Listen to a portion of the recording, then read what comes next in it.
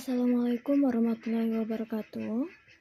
Yang terhormat Bapak Dr. Haji Karim MSc, kemudian Bapak Martin Suhendra MPD dan Bapak Taufik Hidayanto MPD, serta teman-teman sekalian yang berbahagia. Pada kesempatan pada hari ini, kami dari kelompok 4 akan mempresentasikan hasil tugas dari analisis jalur, yaitu pengaruh inflasi dan nilai kurs jual IDR USD terhadap BI Rate serta dampaknya terhadap IHK Kota Malang tahun 2020 hingga 2023. Adapun anggota kelompok dari kelompok 4 sendiri, yaitu yang pertama, saya Helen Dea Safitri dengan NIM 231011832000008 selaku moderator yang akan memandu jalannya presentasi pada hari ini. Selanjutnya ada rekan saya yaitu Sylvia Agustina dengan NIM 2310118120015 dan juga ada Sania Ananda dengan NIM 2310118220034. Oke, baik, tanpa berlama-lama lagi, maka untuk pemateri yang pertama akan disampaikan oleh Sylvia Agustina. Kepada Sylvia Agustina dipersilahkan. Dan selanjutnya itu ada kajian pustaka. Inflasi merupakan salah satu indikator makroekonomi yang menunjukkan adanya kenaikan harga barang dan jasa secara umum dan berkelanjutan dalam suatu periode tertentu. Selanjutnya ada nilai tukar. Nilai tukar merupakan harga mata uang suatu negara terhadap mata uang negara lain. Nilai tukar juga memiliki peranan penting dalam perekonomian terbuka karena mempengaruhi perdagangan internasional, arus modal, dan stabilitas ekonomi makro. Di Indonesia, kebijakan suku bunga acuan diarahkan untuk menjaga stabilitas nilai rupiah dan memastikan inflasi tetap berada dalam kisaran target yang telah ditetapkan. Oleh karena itu, BI Rate memiliki hubungan erat dengan inflasi dan nilai tukar dalam kerangka kebijakan makroekonomi. Selanjutnya ada indeks harga konsumen atau IHK adalah indikator statistik yang mengukur perubahan rata-rata harga barang dan jasa yang dikonsumsi oleh rumah tangga dalam periode tertentu. IHK sering digunakan sebagai indikator utama dalam mengukur tingkat inflasi. Oke. Di Indonesia, perhitungan dan publikasi IHK dilakukan oleh Badan Pusat Statistik. IHK tidak hanya berfungsi sebagai alat statistik, tetapi juga sebagai dasar pengambilan keputusan dalam kebijakan moneter dan fiskal. Menurut Sigiono tahun 2022, analisis jalur merupakan teknik analisis data yang digunakan untuk mengetahui pola hubungan antara variabel dengan tujuan menjelaskan pengaruh langsung dan pengaruh tidak langsung dari variabel bebas terhadap variabel terkait. Nah, dengan demikian, analisis jalur dapat membantu peneliti dalam memahami hubungan struktural antar variabel secara jelas dan terarah. Oke, selanjutnya itu ada data pada Kota Malang, yang dimana kami mengambil data dari tahun 2020 sampai 2023 dengan variabel X1 sebagai inflasi, variabel X2 sebagai kurs jual US dollars, dan Y sebagai BI Rate, dan Z sebagai IHK. Oke, selanjutnya itu ada kerangka pemikiran. Nah, berdasarkan gambar di atas, maka dapat merumuskan sebuah hipotesis yang diajukan dalam analisis jalur. Selanjutnya yaitu tutorial analisis uji regresi model 1.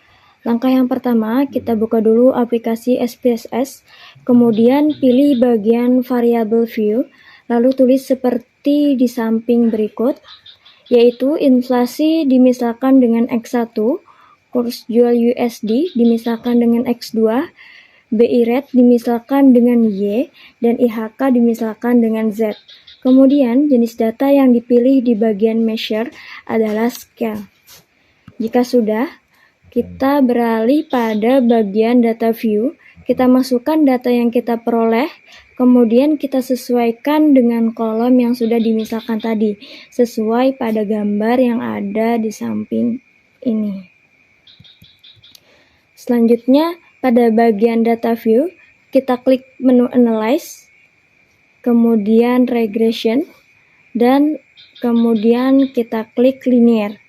Jika timbul sudah tampilan sebagai berikut, maka pada variabel BI rate kita masukkan ke kotak dependent, dan variabel inflasi serta kurs jual USD kita masukkan ke kotak independent.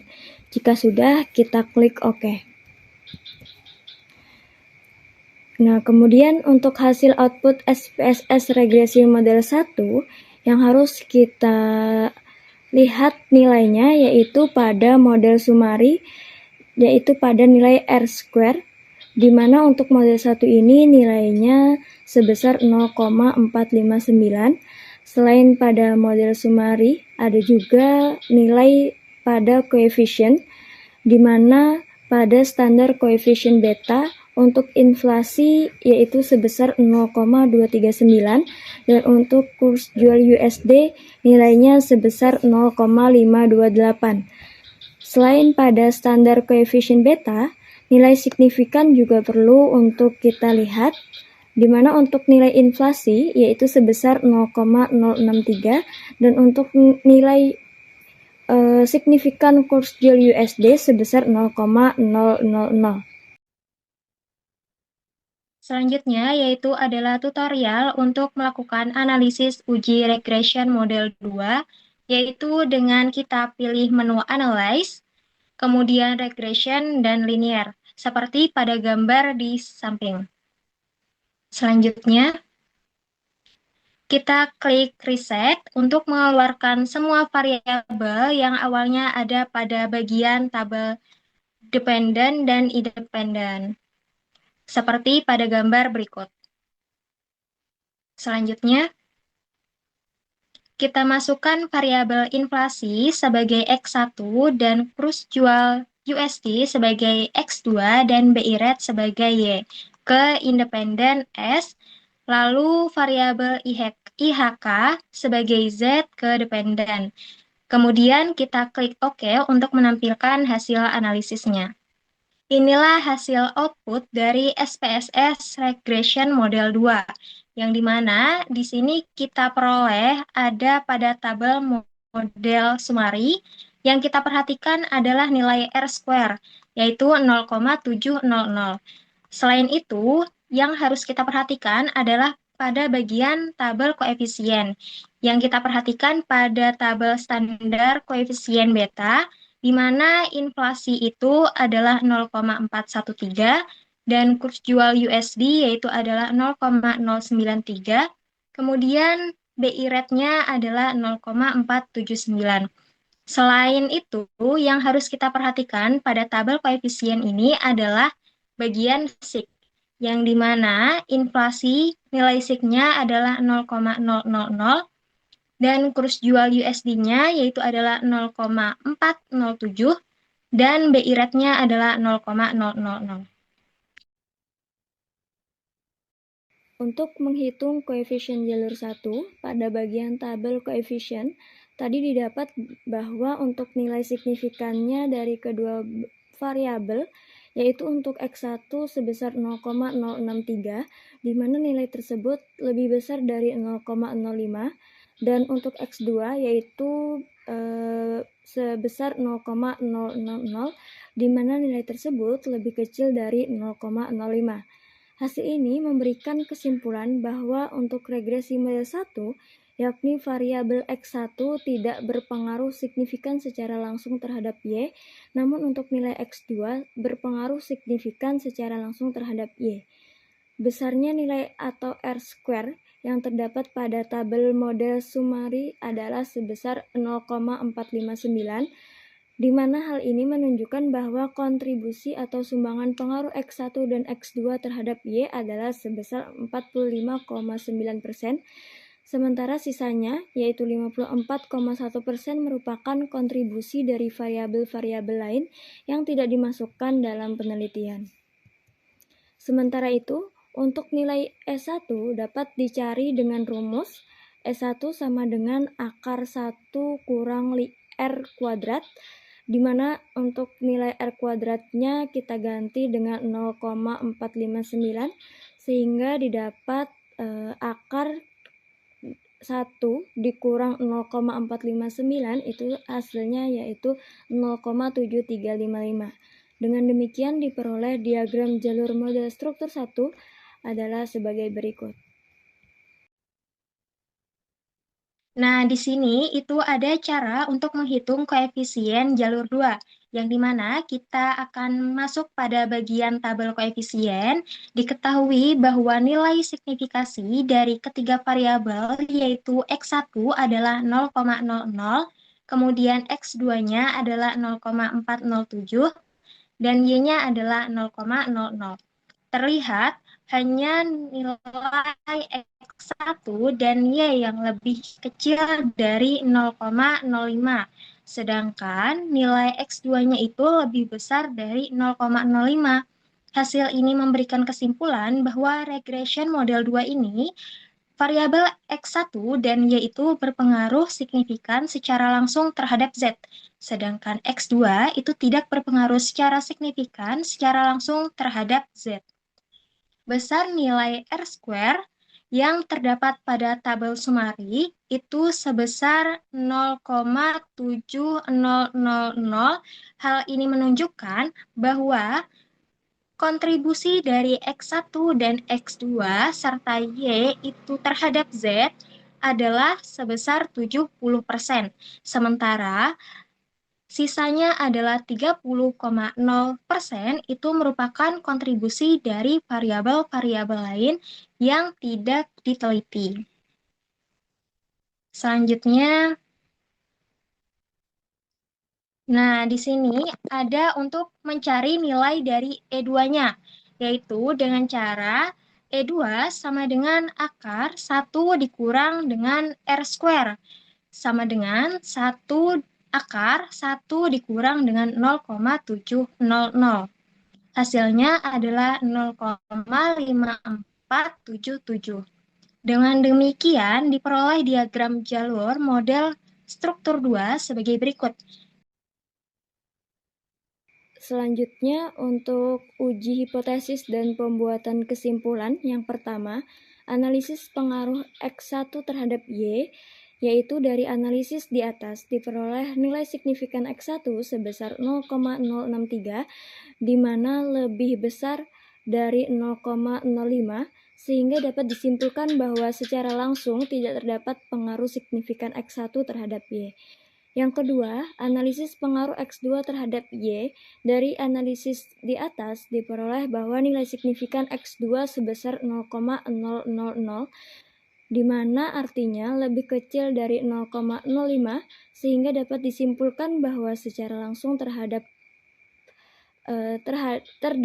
pengaruh signifikan X2 terhadap Y. Yang ketiga yaitu adalah analisis pengaruh X1 terhadap Z. Dari analisis diperoleh nilai signifikasi X1 sebesar 0,000 kurang dari 0,05, sehingga dapat disimpulkan bahwa nilai secara langsung terdapat pengaruh signifikan X1 terhadap Z. Yang keempat yaitu analisis pengaruh X2 terhadap Z. Dari analisis diperoleh nilai signifikasi yaitu X2 sebesar 0,407. Itu lebih besar dari 0,05, sehingga dapat disimpulkan bahwa secara langsung tidak terdapat pengaruh signifikan X2 terhadap Z. Kemudian yang kelima adalah analisis pengaruh Y terhadap Z. Dari analisis diperoleh bahwa nilai signifikasi Y sebesar 0,000 kurang dari 0,05, sehingga dapat disimpulkan bahwa secara langsung terdapat pengaruh signifikan Y terhadap Z.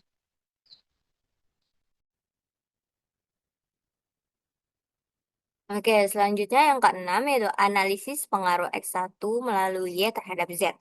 Diketahui pengaruh langsung yang diberikan X1 terhadap Z sebesar 0,413, sedangkan pengaruh tidak langsung X1 melalui Y terhadap Z adalah perkalian antara nilai beta X1 terhadap Y dengan nilai beta Y terhadap Z, yaitu 0,239 dikali 0,479 sama dengan 0,114.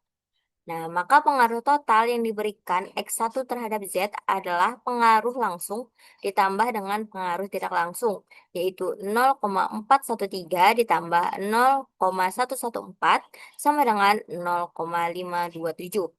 Berdasarkan hasil perhitungan di atas, diketahui bahwa nilai pengaruh langsung sebesar 0,413 dan pengaruh tidak langsung sebesar 0,114, yang berarti bahwa nilai pengaruh langsung lebih besar dibanding dengan nilai pengaruh tidak langsung. Nah, hasil ini menunjukkan bahwa secara langsung X1 melalui Y mempunyai pengaruh signifikan terhadap Z.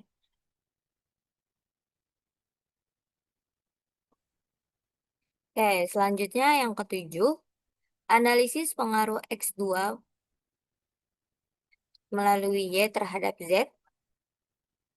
Oke, diketahui pengaruh langsung yang diberikan X2 terhadap Z sebesar 0,093, sedangkan pengaruh tidak langsung X2 melalui Y terhadap Z adalah perkalian antara nilai beta X2 terhadap Y dengan nilai beta Y terhadap Z, yaitu 0,528 dikali 0,479 sama dengan 0,253. Maka pengaruh total yang diberikan X2 terhadap Z adalah pengaruh langsung ditambah dengan pengaruh tidak langsung, yaitu 0,093 ditambah 0,253 sama dengan 0,346.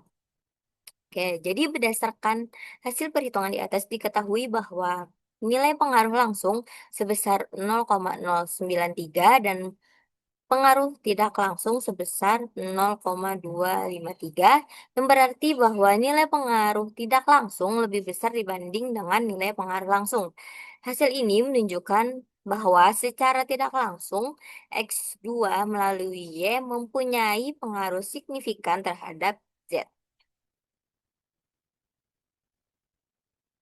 Oke, berdasarkan hasil analisis, dapat disimpulkan bahwa inflasi dan kurs jual US dollar secara parsial memiliki pengaruh yang berbeda terhadap BI rate dan IHK. Kurs jual US dollar berpengaruh signifikan terhadap BI rate, sedangkan inflasi tidak berpengaruh signifikan terhadap BI rate. Kemudian, inflasi dan BI rate berpengaruh signifikan terhadap IHK, sedangkan kurs jual US dollar tidak berpengaruh signifikan terhadap IHK. Nah, jadi dengan demikian, berdasarkan serangkaian pembahasan terhadap analisis tersebut, dapat disimpulkan bahwa hipotesis penelitian yang berbunyi ada pengaruh inflasi dan kurs jual US dollars terhadap BI rate serta dampaknya terhadap IHK diterima sebagian dan sebagiannya ditolak.